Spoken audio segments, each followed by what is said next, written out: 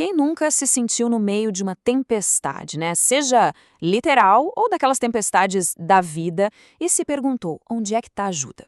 Bom, hoje a gente vai mergulhar fundo numa história que fala exatamente sobre isso. O dia em que Jesus acalmou uma tempestade daquelas, furiosa mesmo, com apenas 2 palavras. É um relato incrível que está lá em Marcos, capítulo 4, e fala sobre medo, fé e um poder que desafia a própria natureza. E a cena toda começa de um jeito bem tranquilo. Depois de um dia inteiro ensinando, todo mundo exausto, Jesus vira e dá uma ordem bem simples. Vamos para o outro lado. Para os discípulos aquilo era a rotina, mais uma travessia num lago que eles conheciam como a palma da mão. Então eles se despedem do pessoal e partem, sem fazer a menor ideia do que estava esperando por eles. Só que o que começou como uma viagem qualquer estava prestes a virar uma luta pela sobrevivência. Aquela calma do fim de tarde ia dar lugar ao caos de uma tempestade violenta, e a ordem de Jesus ia bater de frente com a fúria da natureza.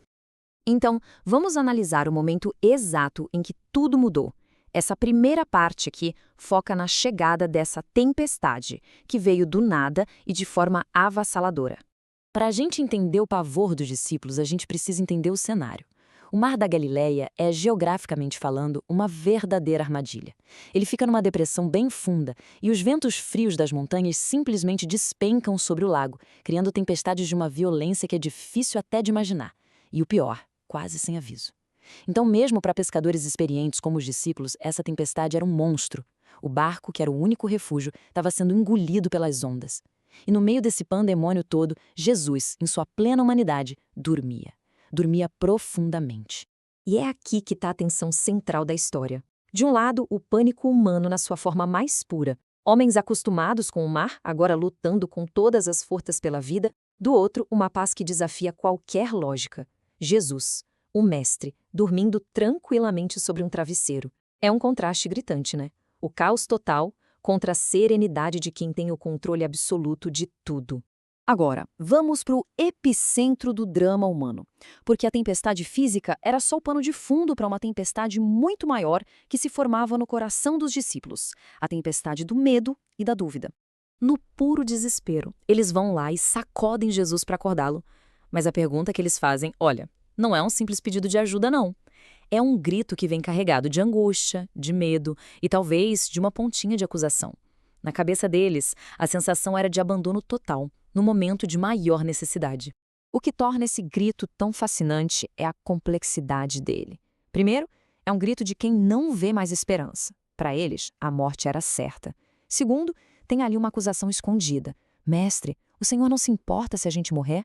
E o mais intrigante de tudo, eles estavam naquela crise justamente por obedecer a uma ordem de Jesus. E isso nos joga num paradoxo que ecoa na nossa vida, né?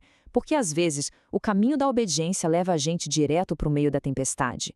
A resposta de Jesus não é para a tempestade, pelo menos não de imediato. Primeiro, ele se volta para a tempestade que está dentro dos discípulos, mudando completamente o foco do medo para a fé.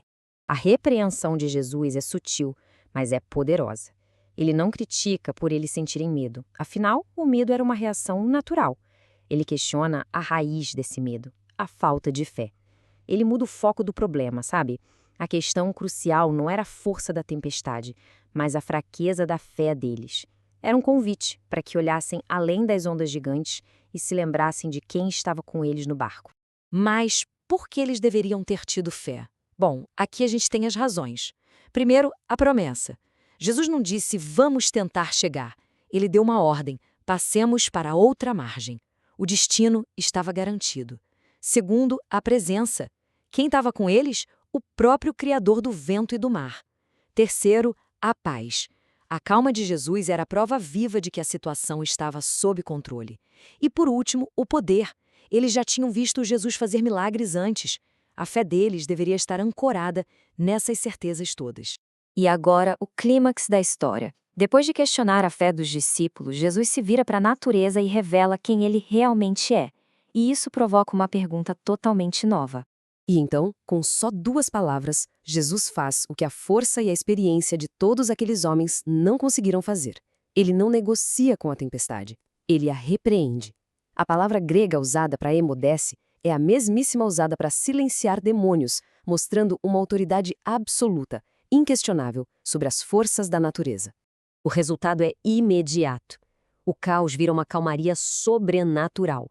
E a reação dos discípulos é muito reveladora. O medo da morte se transforma num temor reverente. A pergunta deles muda radicalmente de "O Senhor não se importa se a gente morrer?" para "Quem é esse homem?" A ficha finalmente caiu, de que eles estavam na presença de um poder que ia muito além de tudo que já tinham visto ou imaginado. E esse é o ponto central do milagre. É uma demonstração da soberania divina de Cristo. Ele não é só um mestre ou um profeta. Ele é o Criador, e toda a criação obedece a ele. O vento escuta a sua voz, o mar se curva ao seu comando. Esse ato revela sua verdadeira identidade. E isso ilustra de um jeito brilhante a dupla natureza de Cristo. No mesmo evento, a gente vê a humanidade plena dele, ele estava cansado, precisava dormir, mas a gente também vê a divindade plena. Com uma simples ordem, ele mostra um poder absoluto sobre as forças da natureza. O carpinteiro que dormia era também o Criador que comandava. Para a gente fechar, vamos refletir um pouco sobre as lições que essa história nos oferece. Afinal, o que as tempestades, as reais e as metafóricas, podem nos ensinar? Essa narrativa deixa pra gente algumas verdades bem profundas. Primeiro, que seguir a Deus não é um passe livre para uma vida sem problemas. Os discípulos estavam no meio da tempestade justamente porque obedeceram. Segundo, as provações têm um propósito. Não é para nos destruir, mas para fortalecer a nossa fé. Terceiro, o aparente silêncio de Deus não é indiferença, mas sim um convite à confiança. E por fim, que o medo e a fé são duas faces da mesma moeda. O medo foca no tamanho da tempestade, a fé foca no tamanho de quem está no barco com a gente. E assim a narrativa nos deixa com esse pensamento final. A vida, inevitavelmente, vai trazer tempestades. A grande questão que essa história nos coloca não é como a gente pode evitá-las, mas em quem depositamos a nossa confiança quando elas chegam. A verdadeira paz não vem da ausência de problemas, mas da presença daquele que tem autoridade sobre todos eles.